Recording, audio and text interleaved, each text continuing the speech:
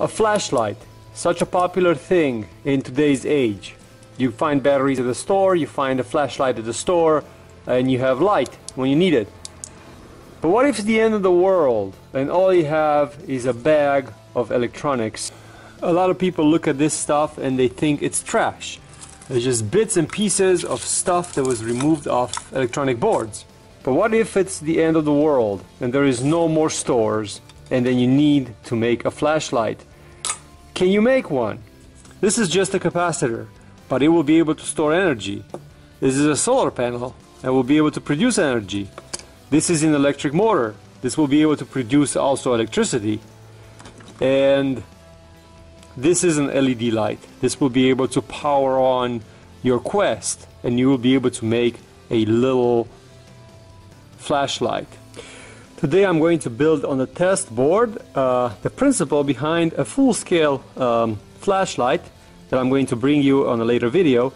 So this is going to be a capacitor I'm going to use. I'm going to use a solar panel scavenged. I'm going to use a little on and off switch scavenged. I'm going to use a little LED scavenged, and then I'm going to use some pieces of wire to be able to reconnect everything together. So we have a little test board over here. First, what we're going to do is we're going to connect our power source. In my case, negative is the white wire, and then positive is the red wire. So I'm going to add it to the test board. For this project, I'm going to use a little diode that I have over here. The reason that I'm using the diode is because if you don't use a diode, the capacitor will discharge back into the solar panel because the solar panel has an internal resistance. Right now we have a flow of electricity from here through the diode into the capacitor. So this capacitor should have power right now. So if we're testing this capacitor, we should have very light power because I'm in the garage. I don't have a lot of light, but I have 1.5 volts. The positive leg, the longer leg is the positive on the LED light. So this one, we should have power right now. So as you can see, there is power into the LED light. So right now what we have is we have the solar panel going into a diode, going into a capacitor, going into the LED light through a switch. So when I turn the switch on and off, it will turn the LED on and off. The light, it's not a lot of light over here in the garage right now, but as you can see, just from that little, just from this little solar panel, the light burns pretty bright. I'm not a conspiracy person. I don't think that the end of the world is going to come, but it's always fun to play with these things. It's always fun to understand how electricity works. The solar panel will be found abundant if that happens. If the world goes down, there will be a lot of little solar panels. Batteries will be very, very hard to find. So batteries like you buy from the store will be hard to find, and they only last for a while. Where the capacitors, they last forever or a very, very long time compared to the batteries.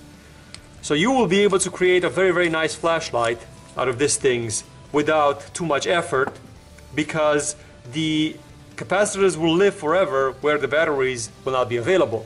And for those people that are saying, well, what about rechargeable batteries? Well, those are a possibility too, but not as good. The disadvantage of the supercapacitors or these capacitors is that they can only hold so much power. This is a 71 volt, 1200 microfarads. If I would have had a 5 volt, 12,000, 12 million microfarads, it would have been a lot better.